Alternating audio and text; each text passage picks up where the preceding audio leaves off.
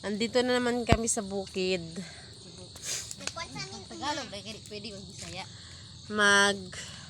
Nagluto? Magluto pala kami ng mais. Ang tawag sa amin guys, sugba at anag. Iwan ko lang sa inyo guys. Dahil hindi ko alam. Dahil hindi kasi ako marunong mag-Tagalog guys.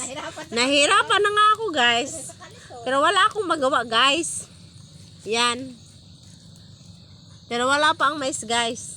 Ewan ko lang kung nasaan ang mais. Baka doon. Ay, hindi pala sa amin yun guys. Hindi ito. Yun guys. Oh.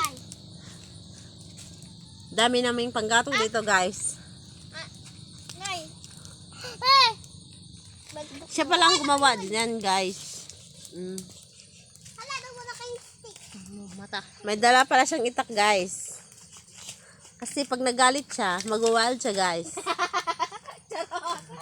Yan guys, kukuha na siya ng mais. Mais ha? Hindi pala guys. Ha pa lang kukunin niya. Ha.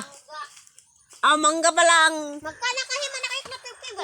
See guys, ang daming mangga. Nahulog na lang to guys. Wala nang kumakain sa sobrang dami.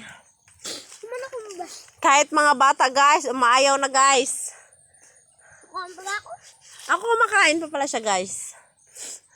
Hey guys! Nangunguha pala siya ng panggatong guys.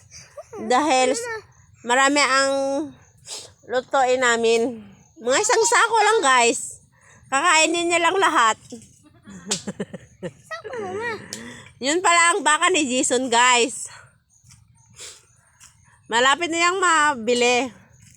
1 million piece yan. Sako muna.